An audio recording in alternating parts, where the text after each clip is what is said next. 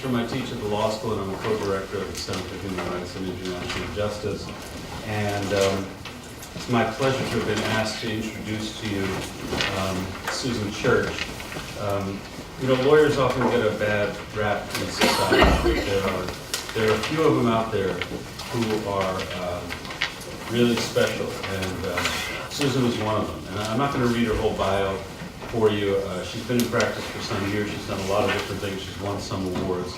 But she's really a model of what engaged activism as a lawyer means. She's a fighter for justice. She's an excellent lawyer. She's always the person who's on the front lines, never giving in, and with a clear vision of what law means. And this is a moment in which these principles have been deeply challenged, but it's certainly not the first moment in her life or in any of our lives. And yet it's just an incredible honor for me to just stand up and introduce her to you. This, I think, exemplifies, I think, what law can be in its best aspirations of being both compassionate, but also energetic, willing to fight for clients, to give them a voice, to respect them at every stage of the process. And the clients that she's engaged with now, particularly the immigration clients, are facing an assault of very unusual historic proportions now. And people need to engage in this strategy, and I think Susan is well positioned to tell us how to do that. I'm trying to remember how she got into immigration law in the first place, but maybe it's she'll talk. Because of you. I know. Are you joking? Yes, I was like, you are why I'm here today. Right. Well, to the extent that I had anything to do with it, I think I have created something really, really special, and I really just want to say that I truly admire the work you do. Get public support for it. I know you don't want to hear it, but it's really, really important to those of us who are, you just should know that people are watching and supporting you. So it's a pleasure to have you here.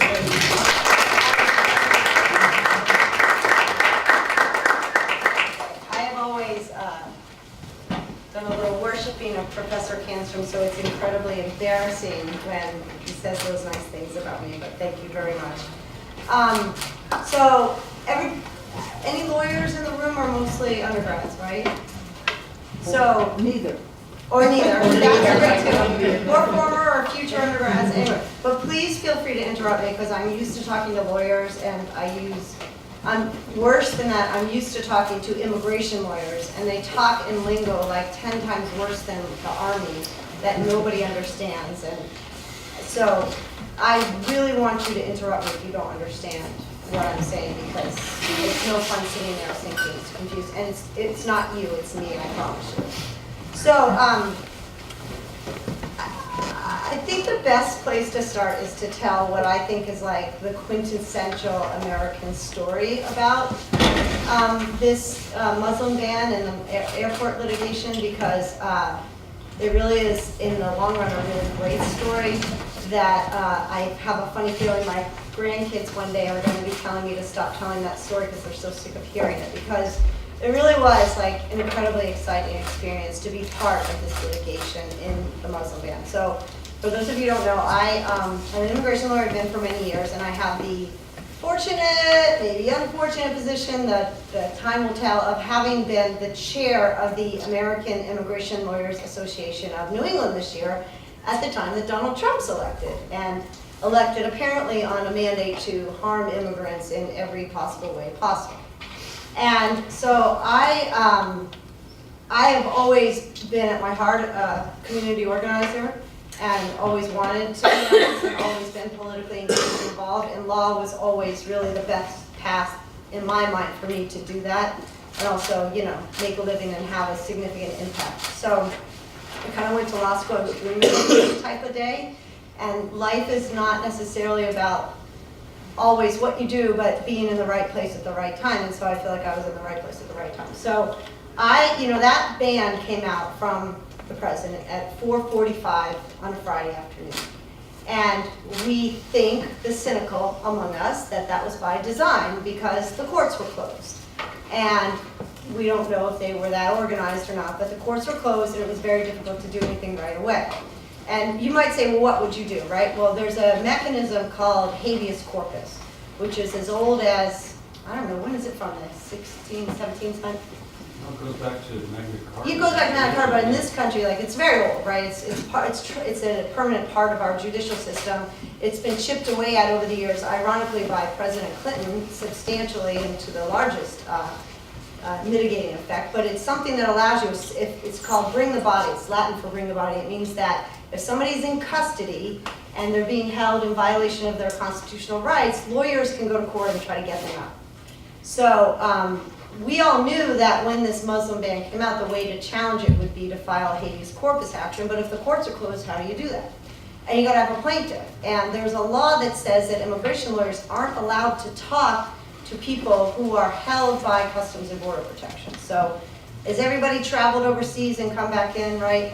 And when you're showing them your passport, most of you, I'm guessing, haven't been through secondary inspection, although maybe some of you have, and some of you are way through, and some of you get sent into what's called secondary inspection. It's another room. And more and more these days, though, some of you happen to be U.S. citizens, and I'll talk about that a little bit later.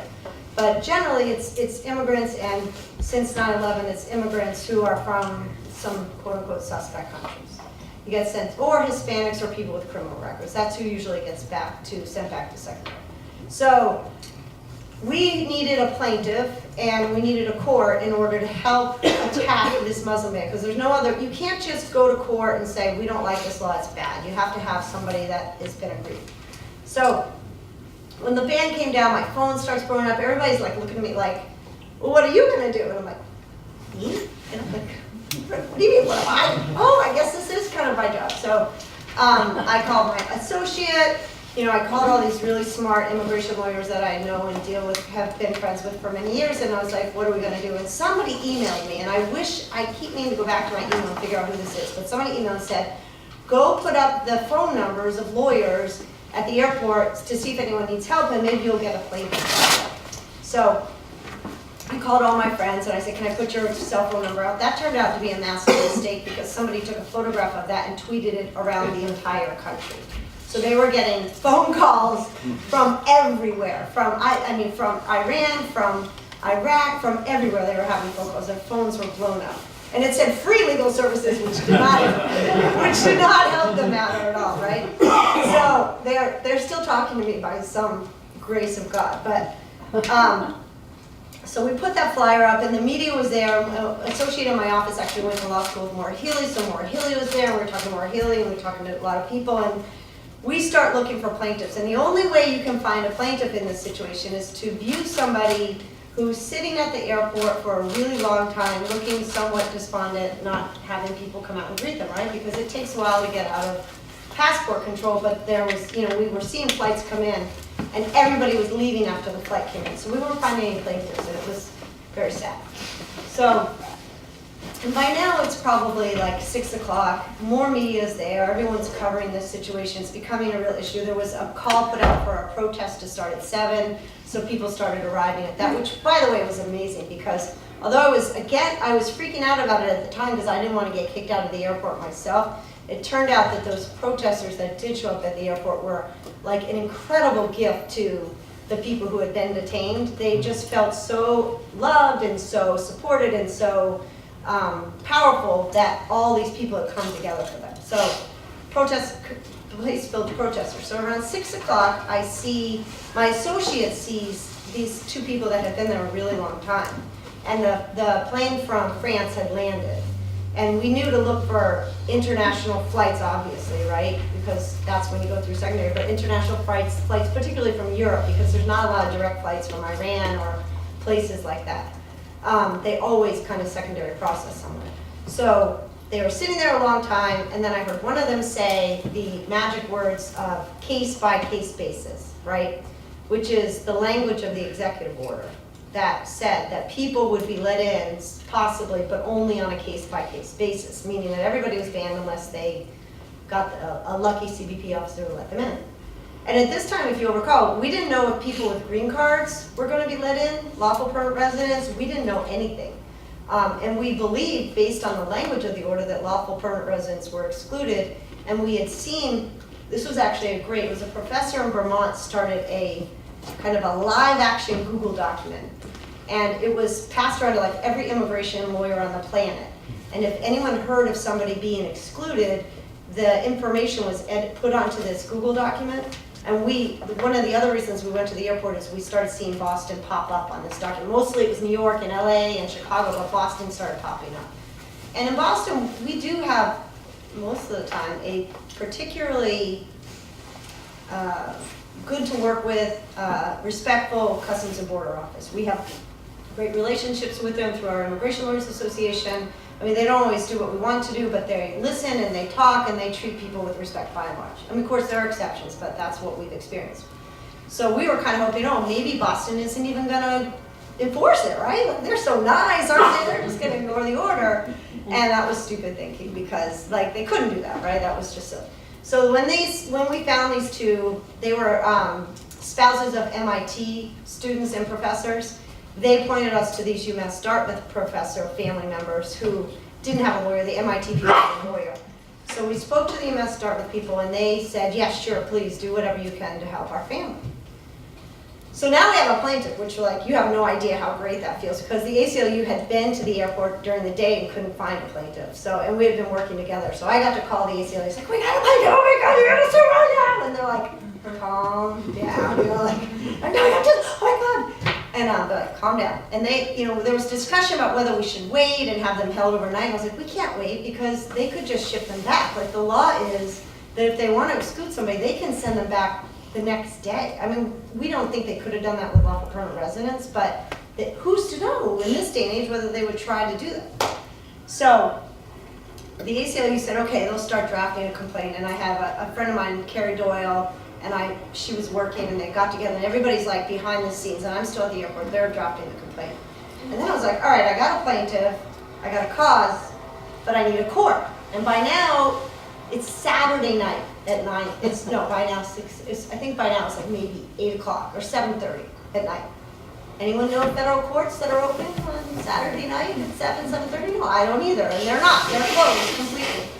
And I've never had the occasion to call a federal judge on a Saturday night. So, you know, my husband used to be on the board of the ACLU, so he calls Nancy Gertner, who used to be a federal judge, and says, how do I get the court open, you know, on a Saturday night? And she's like, there is an emergency judge, but the number's super secret, and I don't know how to give it to you, and I need to find out. So everyone, and a couple other people who I know all started making phone calls, trying to find out the super secret federal magistrate judge's phone number.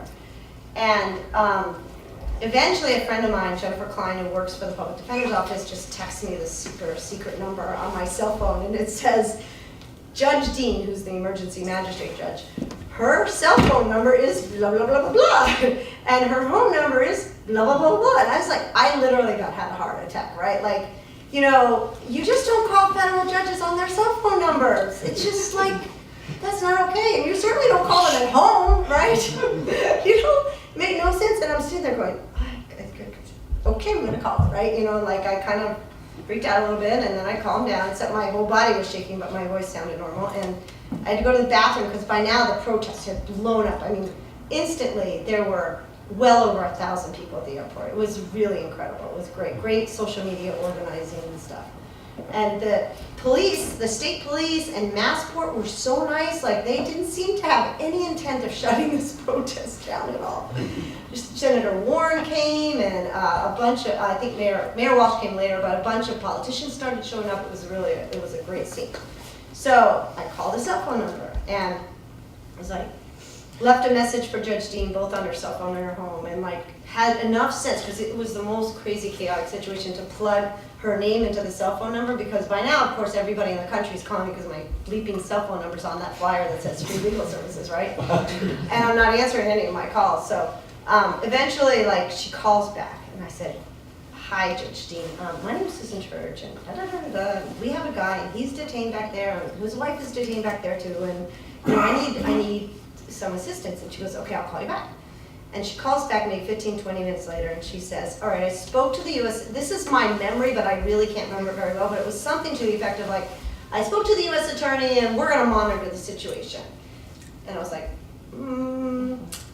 yeah, no, I don't think that's going to work, because like this is the first plane, and we've got 6 people on this plane, and this is the first one. Like there's going to be a ton more after this, and this is going to go on all night and all weekend, and I'm not I didn't say it this eloquently, of course. I probably just said, no, I need a hearing. But, you know, in my mind, I'm like, we need something other than like the U.S. attorney monitoring the situation. They're on the other side.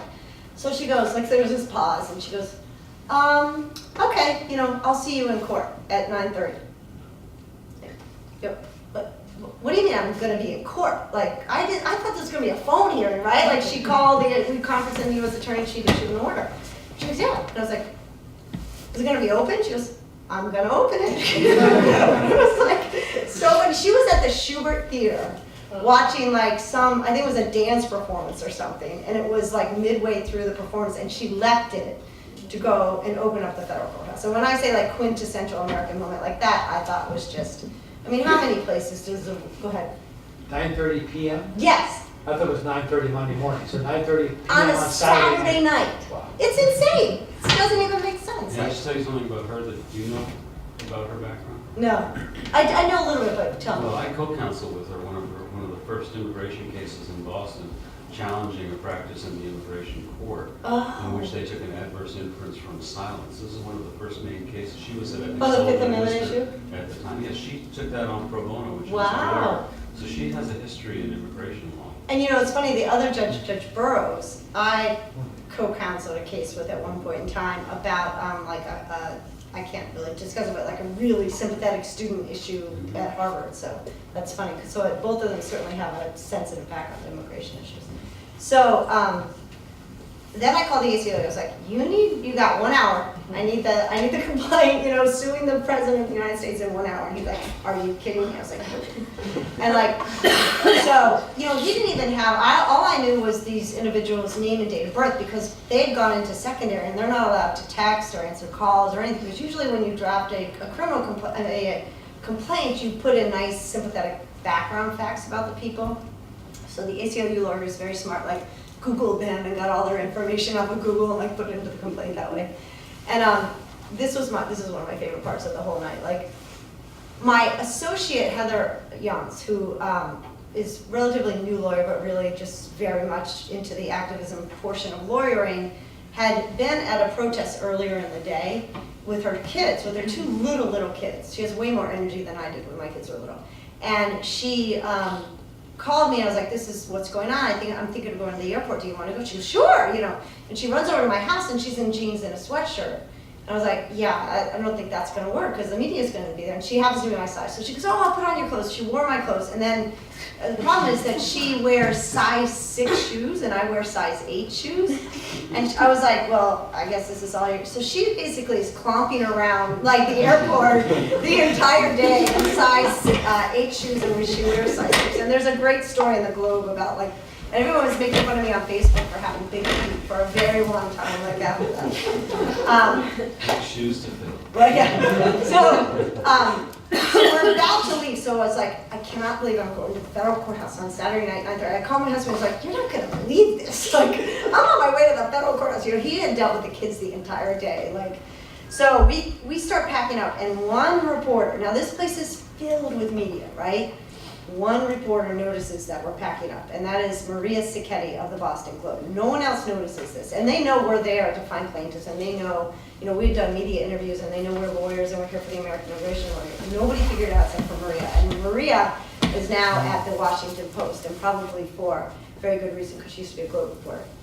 So and I've known her since college, and she comes up to me, she goes, where are you going, Susan? I am not telling all these media people that I'm going to the federal courthouse because they're going to just overwhelm that place. They're going to like, you know, one court officer and one other person there, right? That's not a good idea. I was like, none of your business. And she goes, oh, I've known you since college. You have to tell us. I'm like, I'm not telling you, Maria. And she's like, tell me where you're going. I'm like, I am not telling you, Maria. And I can't believe that she can't figure this out at this point in time because it seems so obvious to me that we'd be going to federal court. I don't know why. That seemed obvious. But anyway, so she's like she's following, where are you going, where are you going? I'm like, go away, like this. And I didn't want her to like gain anybody else's attention either. So finally we get to like almost the airport door exit and I just look at my poor associate, who you'll remember is in size 8 shoes and she wears size 6 and I look at her and I go, run! Like we ran to our car. Maria chases us to the car. Her like cameraman chases us to the car. It was hysterical. So And she actually like, got behind my car. She's like, get out from behind my car right now. So she moved. Anyways. So we go to the airport, and then eventually, like, they figure out where we're going, and some reporters came, like somebody from New Yorker came, and Maria came, and I think WGBH, who's the guy? Anyways, he came. So we get there, and we have this hearing, and it's about 86 degrees inside this courtroom because it's incredibly hot because there's no air circulation. And I've also called like lawyers I know from Mintz Levin, who, when you do these large-scale litigation, there are big law firms that love to get their kind of pro bono hours in by assisting, and they're an incredible help because, you know, I'm a small law firm with, you know, my partner and 2 associates. We do not have capacity to file 38-page briefs in 2 hours, and they really do. So I'd call Susan Finnegan, and the ACLU and I had been on the phone all the time, and Carrie Doyle I'd been in touch with, and they all like kind of converge on the courthouse. Sue Finnegan and the Mintz Levin lawyers are in cocktail dresses, like black cocktail dresses and high heels, because they'd been in a function. The U.S. attorney. Including my daughter, Emily, by the way. Oh, was Emily? Did she? But she didn't go to the courthouse. She was working Sunday night on that case. Yeah, she. After being at that, whatever that. Right. So, and then Carrie Doyle shows up, and she's in corduroys, you know, and like, you don't show up to federal court in corduroys. That is not okay. But you do on Saturday night at 9:30. And there was the U.S. attorney came like in a sweater vest, and he had been at like a engagement party. One of the lawyers from the ACLU had been at a kid's birthday party. You know, everybody was someplace else. But at the courthouse, there was a court clerk. There was a court officer who had left his high school reunion. You know, it was very fun. So everybody came, and they ended up having 2 judges on the bench, which is really super unusual. There's always just 1 judge, and I think they recognize the importance of this issue, the momentousness of the occasion. And we waited like, oh, I forgot to tell, my husband always gets mad at me for not telling this part. So when you go to federal court, everything's electronic, and needless to say, we had not filed this thing electronically yet because we're at the airport. And the clerk goes, I don't have a docket number, like I can't open a case unless it's filed electronically. I was like, I don't know how to file electronically. I was like, oh, my husband's still at home, right? And so I called my husband. By now he's got like a rum and ginger drink, right? He's like relaxing because it's Saturday night and he's home alone with the kids. And I was like, I'm gonna need you to sue the President of the United States. And he goes, and you know, the beauty is he's like Ethiopian, immigrant, you know, he's a lawyer, U.S. citizen. He goes, sure, no problem. Starts like filing the paperwork. And because he didn't realize that would be the name, you know, defendant, the President of the United States, but that's who it is. So that was really fun. And eventually we had to call him back, and by now it's midnight. I was like, now I need you to do a proposed order. And I was like, and don't tell me how many rum and gingers you had, like, as you're typing up this order. So he types up the order, files that. And it was like at 1:51 a.m., almost 2 o'clock in the morning, that the judges finally came out with this amazing decision. Wow. And it was really, I mean, it was incredible. Like, New York had issued an order, but it wasn't clear that it was a national order. And then the problem was that like our orders, you know, substantially broader than New York's. And there was language in there that turned out to be really key later, which is that Customs and Border officers were to inform the airlines that they had to let people into the country. That they had to let people on the airplanes, that they would be admissible when they came to the United States, because we were concerned that even if this order happened, that maybe the airlines wouldn't let people on. So that was unique to Boston, and I don't think that language got replicated in 1 or 2 other orders, but no other orders. So that was it. And that's my war story for the rest of my life. I probably will not have any better war story than that one, but I love to tell it so far. I haven't thought about it. So what you might say are the basis for the order, right? What are the legal basis? And I think the strongest argument now, based on everything that we know, is the equal protection, the free exercise of religion grounds. So immigration law is incredibly complicated. There's actually a provision in the immigration laws that allows the government to exclude entire classes of people based on their national origin. Which sounds like discrimination, doesn't it? Like, okay, I can just say anyone from Iran cannot come in, or anyone from Somalia cannot come in. There's actually a provision that allows that. But then there's a second provision that says, and that was 1965, that says you can't do that based on discriminatory grounds, right? So that makes it more complicated. Then we have to start looking at whether or not this order was issued on discriminatory grounds. And certainly because of the right to free exercise of religion, you can't, and the right to, well, that's kind of a different issue, but you can't make that decision based on religious ground. I mean, everybody knows, I think, maybe not President Trump, but everybody seems to know that you can't exclude Muslims from the United States based on their religion. I mean, I know that he wants to, I know that he said he wanted to, but it seems patently obvious to everyone on the face of the earth that you can't exclude them. So what our court found and what many other courts have found is that all the statements that President Trump made as a candidate, we're going to issue a Muslim ban, and then Rudy Giuliani's statement that we're going to issue a Muslim ban, but we're going to do it the right way so that it passes legal muster, and even his statements subsequent that have been focused on a Muslim ban.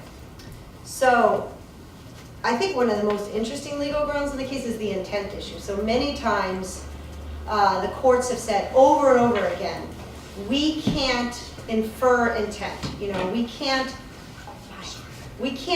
read a statute that the government issued, or in this case an executive order, and say the intent was to burden someone's exercise of religion. The intent was anti-religious animus against one organization. This case is unique because unlike all those, and that was one of our big barriers when we started looking at this, like how are we gonna get past that language that says we can't consider intent?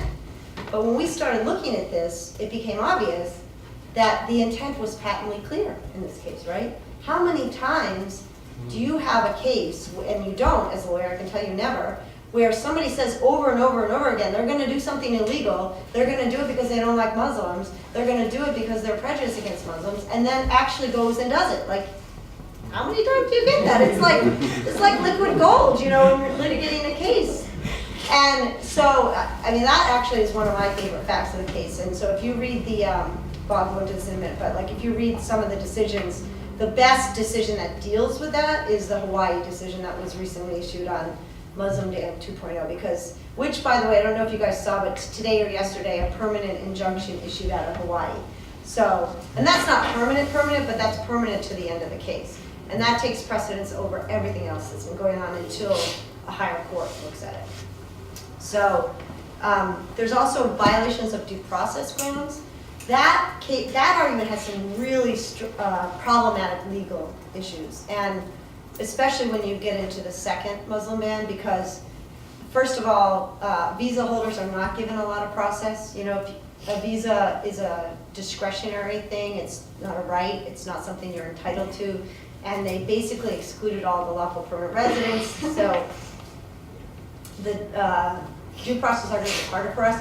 When the new Muslim ban came out, what we call jokingly Muslim ban 2.0, that became even harder because they excluded everybody who currently had a visa, right? So maybe you can argue that a visa holder who has a visa now might be entitled to due process, but a future person who doesn't have a visa yet, that's a much harder argument to make.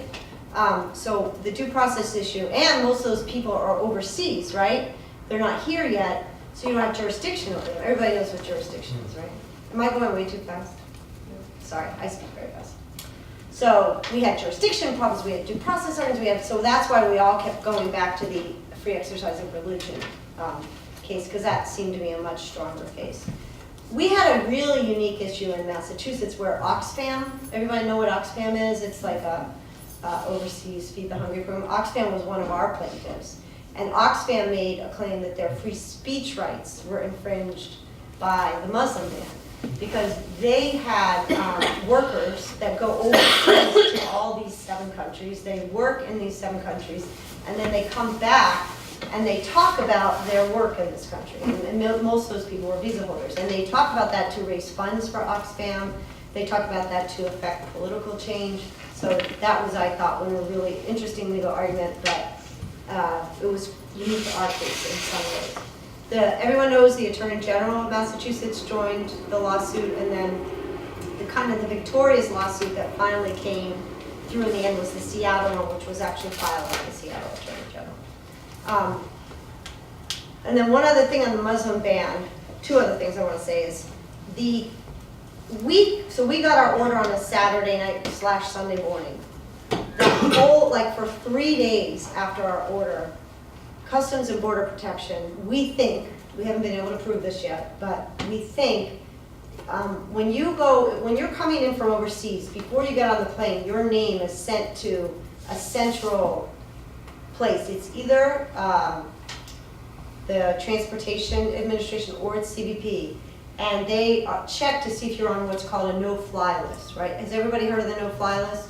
So they check to see if you're on the no-fly list. We think that all these people from these 7 countries during the first ban, despite our judge's order saying that they were to be told, airlines were to be told that these people were admissible, were still taking the names off the list when people tried to fly.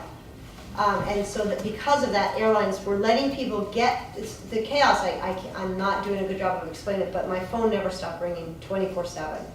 And because what would happen is people would get through the first line of security, they would get to the gate, and they would be so happy because they would think, I'm gonna make it, and then they would get sent back to the gate. We had people pulled off of planes. People would get on the plane, they would cry with relief that they would be reunited with their family. We had an MIT student who was trying to get back. We had a cancer researcher who was here on what's called a J1 visa. And she was tuberculosis researcher. All of them, the tuberculosis research is the one who got to the gate. And she was so happy. She texted all of us, I made it, I'm on the gate. And then they sent her back again. So that was because we think to this day that they were getting information sent to the US government, and despite the judge's order, the US government was refusing to board them, which was horrific, in my opinion. That's the opposite of the rule of law. And that was my biggest fear when this all started, is that the country that I think we are probably amazing in many ways about allowing the rule of law to stand and how important it is. I have many clients from other countries who come to me and tell me with a completely straight face, can't we just bribe the cop, and get this case thrown out? Why are we still here? I have money, give them the money, and that's the end of the case. And they don't mean it in a bad way. They mean it because that's what they grew up with and that's what they knew to be the situation. And they look at me astonished that I tell them we can't do that here. And it doesn't work. And it takes a lot of conversations. I have this one particular Russian client, it's been 3 times we've had this conversation. And I'm like, dude, we're not bribing the cop. We're not bribing the cop. And it makes you really appreciate what we have here. So for us not to follow the rule of law in this situation, I think was an incredible disappointment. I'm still not sure if it was a deliberate thing or just lack of communication between the agencies. Because this is the other thing that drives me berserk, right? I'm assuming that there's some lawyers that work at the White House, right? Our order said that it was enjoining President Trump. The New York order said it's enjoining President Trump and Customs and Border Protection. Now, you guys are not lawyers, but does that seem like it affects Donald Trump? Right? It does, right? So then it would enjoin Donald Trump. Well, they didn't follow ours, they didn't follow New York, and they didn't follow Virginia. But then the Seattle order comes out on Friday afternoon, and the Seattle order says, this is a national order, it affects the entire country, and they suddenly followed the Seattle order, right? It took somebody to write it in absolute black and white law for them to follow, go ahead. Susan, can I ask you a question? Because I'm confused, because I remember hearing that there was a Massachusetts judge who upheld the travel ban, who said... Right. So can you... I leave that part out of my story. I don't like that. I know, but can you explain the difference between what happened there and what happened with you? Because I kept hearing it on the radio and I was screaming, going, I can't believe a Massachusetts judge. The only one. Yeah, so... No, now there's 2, I'm sorry. Okay, so now he has the unfortunate... Briefly... So what happens is what we won was a temporary restraining order. And that's what everybody got at the beginning. I believe that Seattle may have... Temporary restraining orders and permanent injunctions are somewhat used. A temporary restraining order, preliminary injunction, and permanent injunctions are kind of the 3 stages of injunctions. preliminary injunctions and temporary restraining orders are intermingled a lot of times, so the words are used interchangeably, they're not treated properly. So the Seattle order came out as a preliminary injunction. Our order came out as a temporary restraining order, and then we had a further hearing on that on Friday at like, I think our hearing was at 11 or, no, it was like 10 o'clock in the morning. The judge, oh, this is, I probably shouldn't say this on camera, but the decision was issued, an incredibly 24-page decision was issued a very short amount of time after our hearing ended, which makes us all suspect that some of it was pre-written before we even had the hearing. And that issue just refused to extend the TRO, but it didn't dissolve it, which is why we had until that Monday to go through with the temporary restraining order. So that's actually the point. So we went berserk at that moment, trying to get every single person in that we could before Monday. And Lufthansa by that point in time, Lufthansa had finally agreed to take people on their planes, and it was the only airline during that initial period that transported anyway. So all of you should fly Lufthansa because they're amazing. And everybody was freaking out trying to get to Lufthansa, and then we had this incredible lawyer. You should see the amount of cooperation and activism that was involved in this. We had a lawyer from one of the big firms, I can't remember where she was from. All the congressional representatives of Save a Few came to the airport. So Kennedy came to the airport, Seth Moulton came to the airport, representative of the government came to the airport, and they're all like, what can we do to help? And at one point in time, we realized that people from Iran were still not being boarded by Lufthansa, and we could not figure out why for the life of us, because people were coming in from all over the countries as long as they were on Lufthansa. Like France and Germany were flying people in from Lufthansa. Every plane that landed had people on it. It's just an incredible sight, actually. That's where you saw the footage of grandmas hugging their grandchildren and people crying that they all came in on Lufthansa flights. But what happened is some people needed transit visas to Germany, and some people did not, and we could not figure out why. And so Seth Moulton's office worked with this other lawyer to open up the German embassy over the weekend to get all these people into the embassy to get visas so that they could get flights out on Sunday. Like, do you know what that is? Like, embassies open on the weekends, but it turns out we didn't need it because the Seattle order came in that late, I think it was late Friday night, the Seattle order came in. So, and then CBP immediately issued a decision saying we're not gonna do this anymore, we're going to allow people to fly in, so we stopped having to get the embassy open, but they were willing, the German embassy, we were told, was willing to open up all weekend if need be. So just to clarify, so they called Germany, or they called the American embassy to Germany? No, it's the German embassy, because you needed a German transit visa to transit through Germany to the US. Because so what happens is from Iran and Dubai and all these places, there are very few direct flights. So there's a direct flight from Dubai to Boston on Emirates, but they weren't boarding anybody. And the Lufthansa routes were like Iran to Germany or Iran to France, or Somalia to Ethiopia. And Ethiopia, I think, also went to Germany. I think almost everybody on Lufthansa transited through Germany at some point in time. So these people were still not getting in because they couldn't get to Germany to get to here. Does that make sense? Yeah, thanks. I want to talk a little bit about who was affected by this, because that's really, I think, shows the stupidity of this order. And it was a stupid, poorly written, ill-planned, ill-conceived order. And I don't think many people, well, maybe, I don't know them, but most people don't question this at this point in time, at least the first one. The second one was done with less chaos. You know, there was a leeway period of 12 days. It didn't affect current visa holders. There was at least some rhyme or reason to the second one, but the first one was just insane.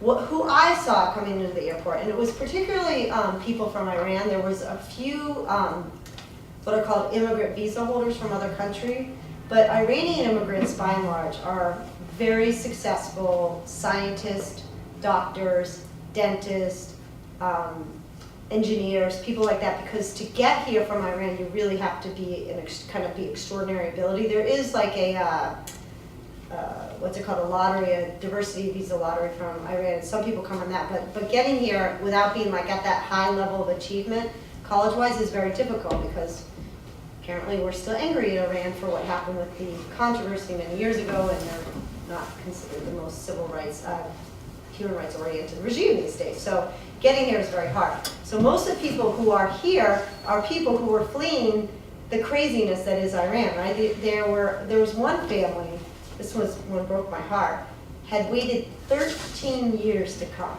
Like one of their family members had become a US citizen, he was a brother. And then the brother petitioned for his brother and his brother's children.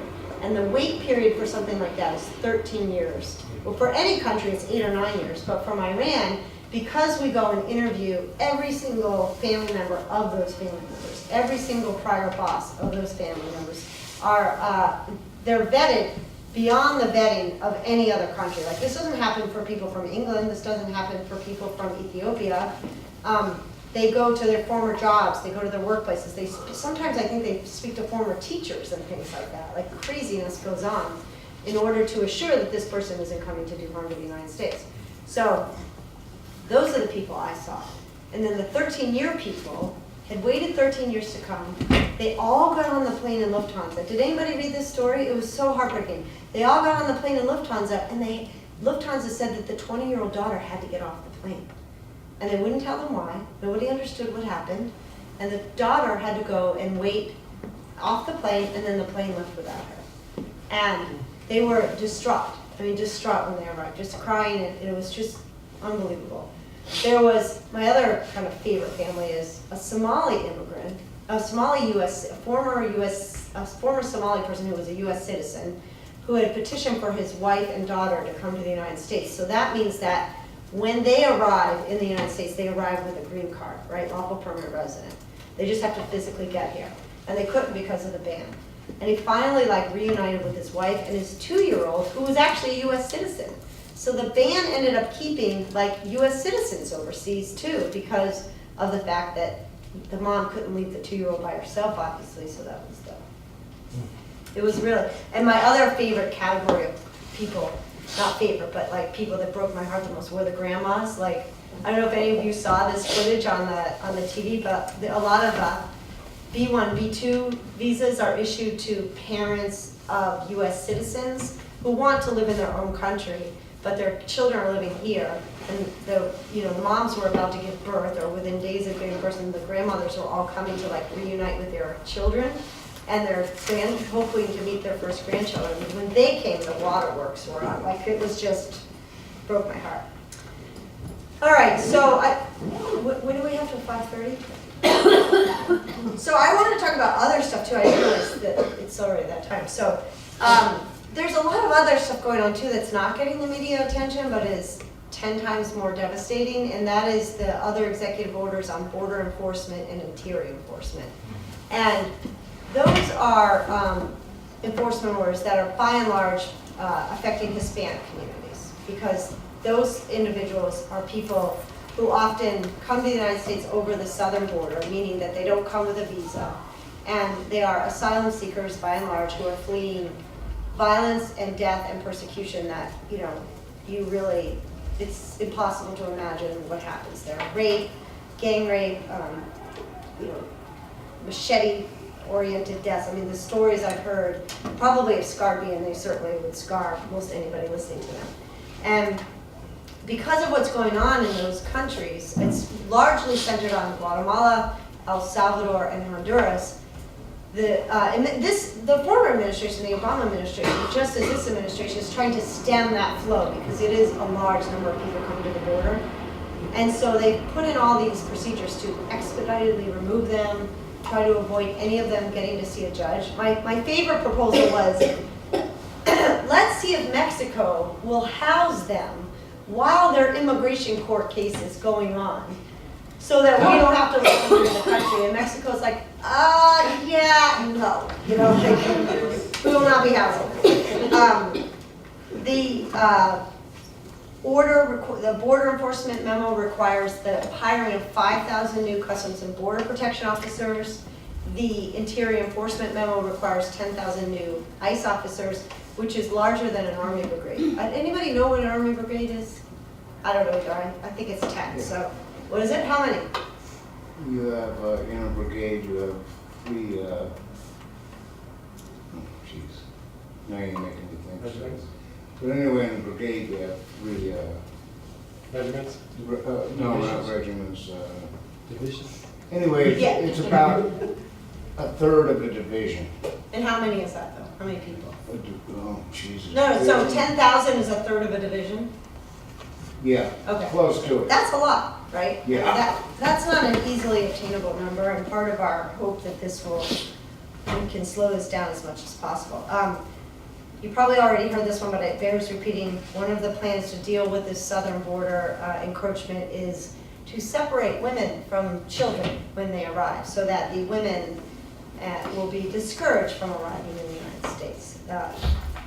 Certainly they're expanding detention facilities. We heard rumors, and a lot of what's going on is we hear these rumors and we all go like crazy to try to fix the situation or figure out what's going on, and it turns out to be just a rumor. But a recent rumor was that they set up a tent on the Texas border and we're doing mass deportations on the Texas border.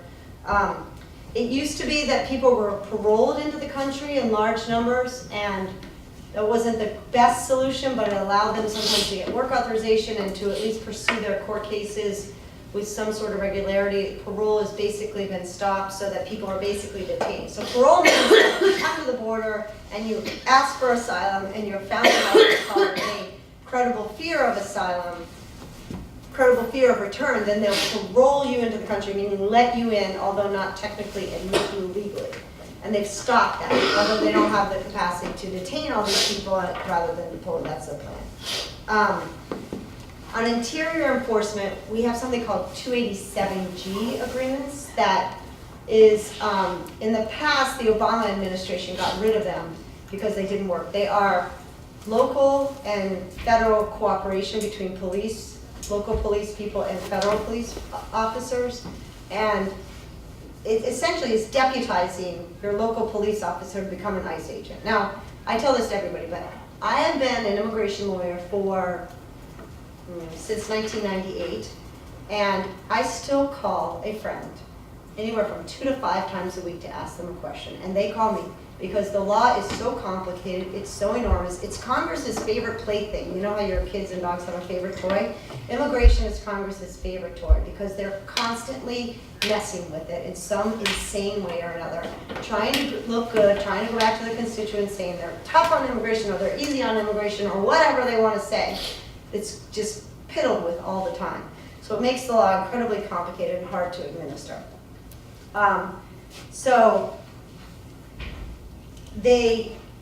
When they wanted to deputize these police officers, the Obama administration actually tried to do it. And they realized it was a colossal failure. In Massachusetts, of all the local police forces in the entire state, only one local police force agreed to be part of this 287G. And that was Framingham, and they only did it for 2 officers. And those 2 officers were gang unit officers because they thought that might help them in dealing with the gang problem they were experiencing in Framingham. It lasted like 9-10 months, and they realized it was a terrible idea. And you might say, why, right? These people need to enforce the laws. But the reality is that all of our communities in Massachusetts have immigrants in them at this point in time. There's very few communities without some population of immigration in it. And if those people don't feel safe to report crimes, if they don't feel confident that they can go to their local police and report that they have been the victim of sexual abuse, of domestic violence, of theft, or whatever, then the police can't police, right? And what happens is the abuser, right, whoever that may be, a U.S. citizen, non-U.S. citizen, is free to do it again.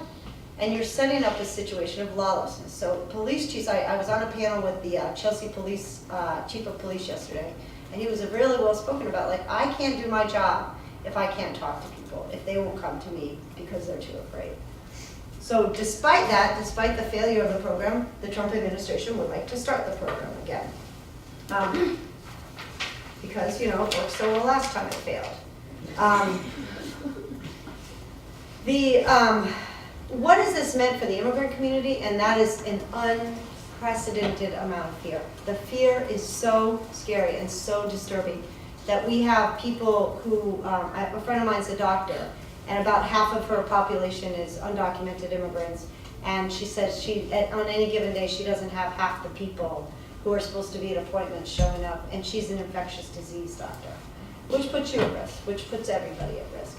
I have, today, I've not dealt with not one but two crises. One is that we have a bunch of people who are married to US citizens, right? And the process, if you're married to a US citizen, is to file this document called an I-130. And it's a two-step process. You file the I-130. Sometimes it's a one-step process, but if you have a civil removal order from XYZ years ago, then it's a one-step process. It's a two-step process. You have to do the I-130, and then when that's approved, you have to ask the court to undo the old civil order and apply for your green card because now you're married to a US citizen, right? And in the past, especially after Obama initiated this priority enforcement system, that was a no-brainer. You could go in, you could show up for an interview on your I-130, nobody would touch you, no one would detain you, and then you go to the court and say, I've been approved, I'm married to a US citizen, can I reopen my old case? And the courts would say, by and large, yes. Not always, but most of the time, yes. Especially if you have no criminal record and no other problems. Well, yesterday in Lawrence, at least 5 people showed up for that first stage, the I-130 interview, and they were all arrested because they had civil orders. They were all, and here's the worst part, right? Like, I could kind of live with them getting arrested and then get released on what's called an order of supervision. Like, we can, you know, I can see that, right? It's a warrant. You have to process the warrant. But none of them have been released. They're all being held. No criminal record whatsoever. None. It's insanity. The other crisis I'm dealing with today, I'm basically not being a lawyer anymore, I'm just dealing with insane crisis from insane crisis, is a 11-year-old girl flew into Customs and Border Protection today from Colombia. And one of the executive orders says, enforce all grounds of inadmissibility with all the vigor and blah, blah, blah possible. Basically, like, find every reason possible to exclude people from the United States. And so she arrives with her 20-year-old sister. Her mother is a future lawful permanent resident who now has work authorization and just waiting for her interview on her green card. And her stepdad is married to her mom, and he's a US citizen, so he has a legal right to petition for this stepdaughter to come to the United States. And that process has already started. But the girl, she's 11, missed her mom.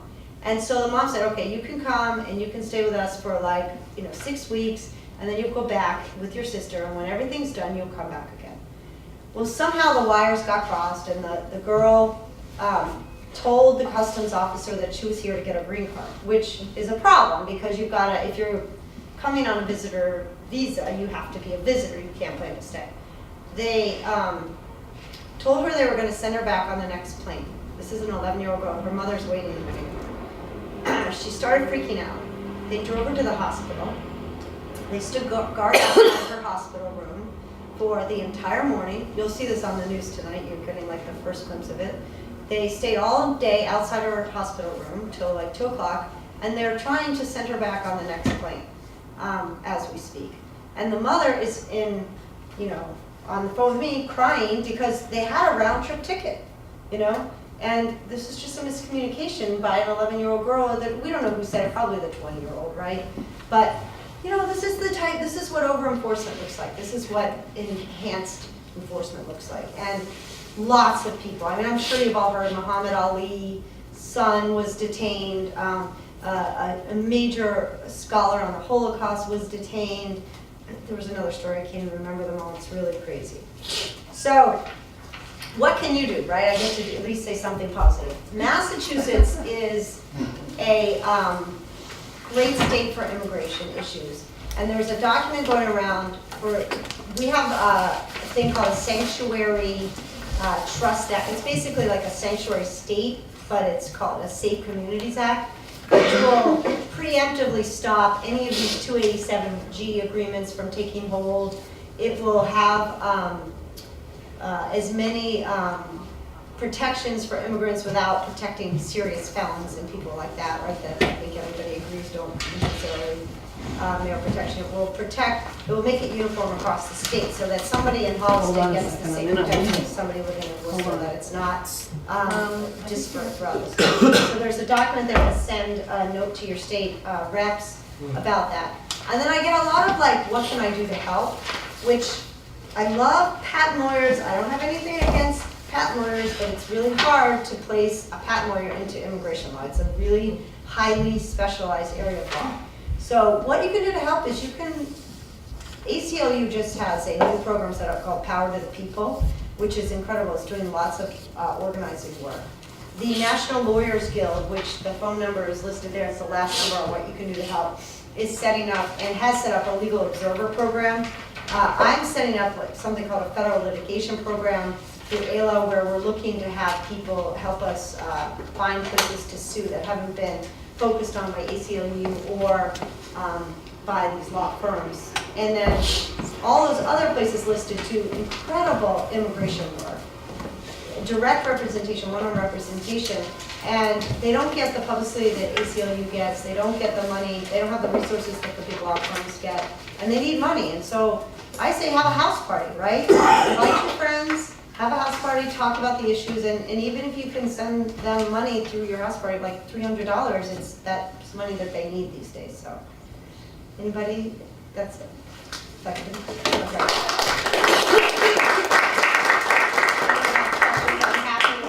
I'm happy to take questions or talk afterwards. Please, any questions? This is your moment. Thank you for this amazing presentation, I really enjoyed it.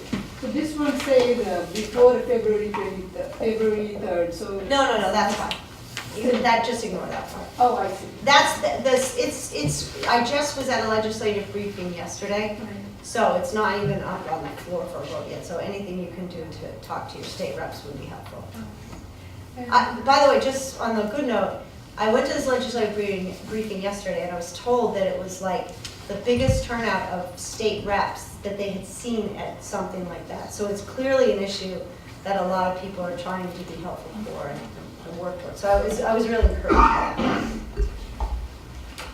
I had another question. Sure. About the ICE, 10,000 staff that they're going to add to it, and then sanctuary cities. Looks like, from the New York Times that I've read, is that they're going around waiting outside of the houses or churches for individuals to come out and arrest. It's okay. That's a great question. Yeah. So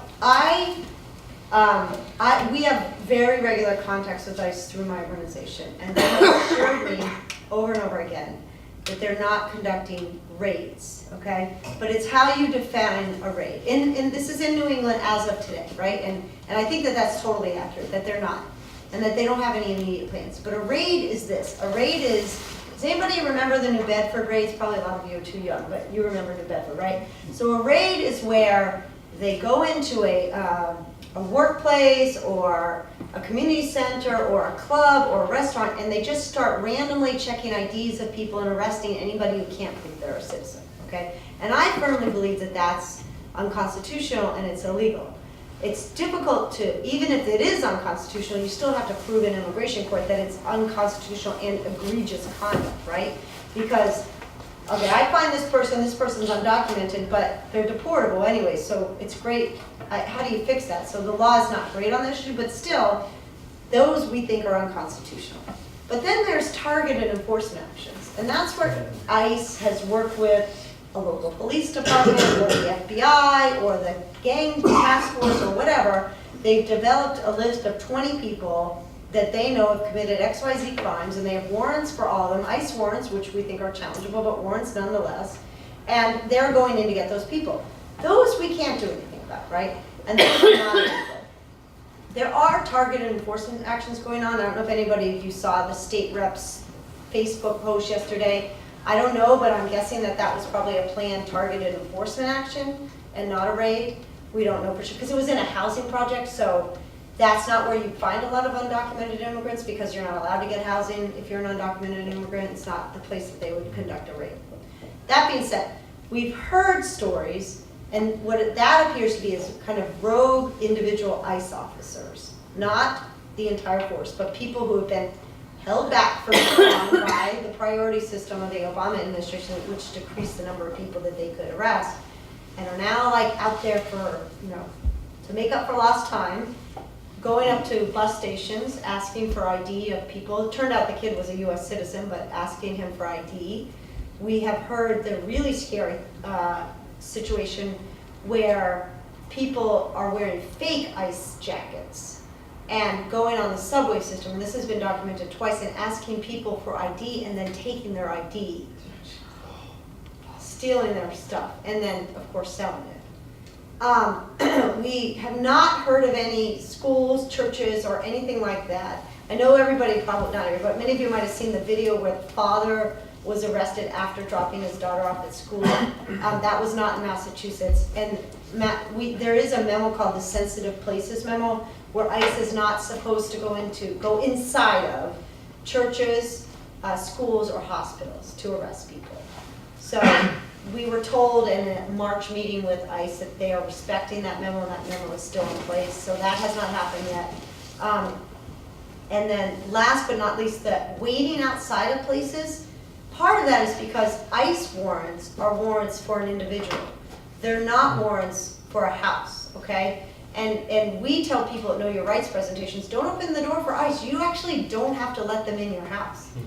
I advise people, go outside of the house and close the door quickly behind you, because I don't want my clients getting denied bail because they refuse to, because they'll get you eventually, right? If they're looking for you, they're going to find you. They're going to go to your work.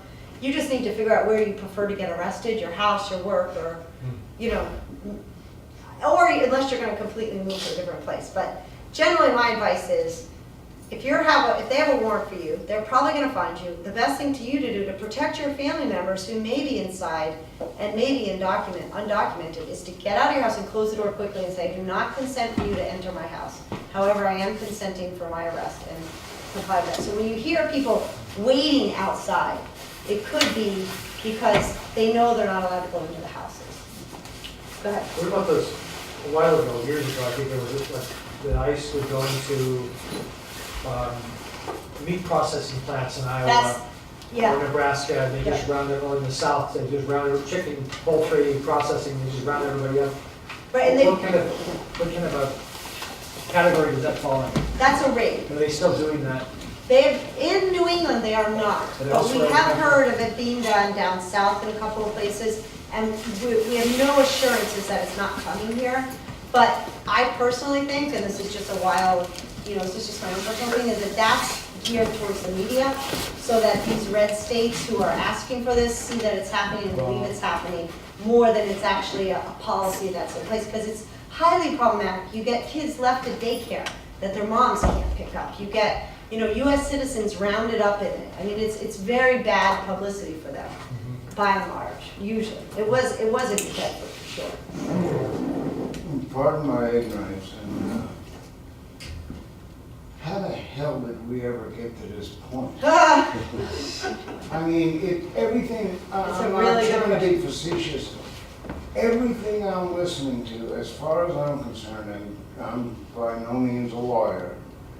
Although I do take business law in ACLU. But everything I'm hearing here is, as far as I'm concerned, unconstitutional. Yeah. Period. Yeah. Cut and dry. Yeah. And until we get a Supreme Court that actually says, shut up, Donald, and comb your hair a different way. Really, we're not going to put an end to this. This guy is a xenophobic maniac. Yeah. And I'll be glad when he's gone, but until then, I've supported the ACLU for well over 40 years. Good for you. And I'll support other groups too. I'm by nowhere a millionaire, but until we put an end to this, the abuse of law, I think, is one of the most horrific things that we have going on in this country now. And it's all based on fear. Yeah. Like you said, the red state. Where are the people that are doing the damage? These are maniacs that are homegrown. Yeah, exactly. That's one of the fundamental issues. Nazis. I mean, what the hell? Not one of the countries that is part of the ban has a documented incident of, like, the two. Well, let me put it this way: that's kind of a questionable issue. But the ban itself mentions two quote-unquote terrorism issues. And one is of a Somali kid that came here as a baby and was born and raised here and was a U.S. citizen when he committed his crimes. And the other is an Iraqi interpreter who had worked, I think had worked for us for like many years. I can't remember the other example, but it was like, there was no good example. And it was an Iraqi, and the Iraqi was removed from the second ban. That's what it was. So like, this all you got, really? Like, this is why you're disrupting these people's lives for this nonsense? Let's take a student question and then. Yeah. Yeah.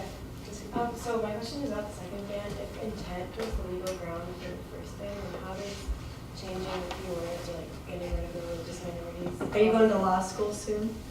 I don't know. That's exactly what the Hawaii judge said. That's basically like exactly what the Hawaii judge said. He's like, just because you've written it more sophisticated this time and it's less chaos, the intent is there. You know, the intent is to ban Muslims and you're still banning them, and so I'm not going to change my opinion, but you've done your And so purpose. can you use the first, like the decision Yeah. in the first ban to prove further intent? Yeah, because if you read the second ban, they spend like an entire page discussing why the first ban was actually legal when they wrote the second ban. They can't help themselves, right? So this is actually one of my favorite facts. So the first ban, they're like, you know, what was it? The Christian religion is going to be preferred for asylum seekers over non-Christians, right? Well, and they took that out because that's ridiculous. So then in the second one, and they said, and by the way, and this is like almost like a footnote, like, we are going to create a commission to study honor killing. You're Like, kidding. what does that have to do with anything? Anything, right? Like, and it's like they can't help themselves. Like they put it in there, and I'm like, this is that's one of my favorite. Like my associate and I were reading, like, Sharia laws. yeah, like that's gonna ever happen here. Exactly. All right, there are some refreshments outside. Please join me in thanking Susan.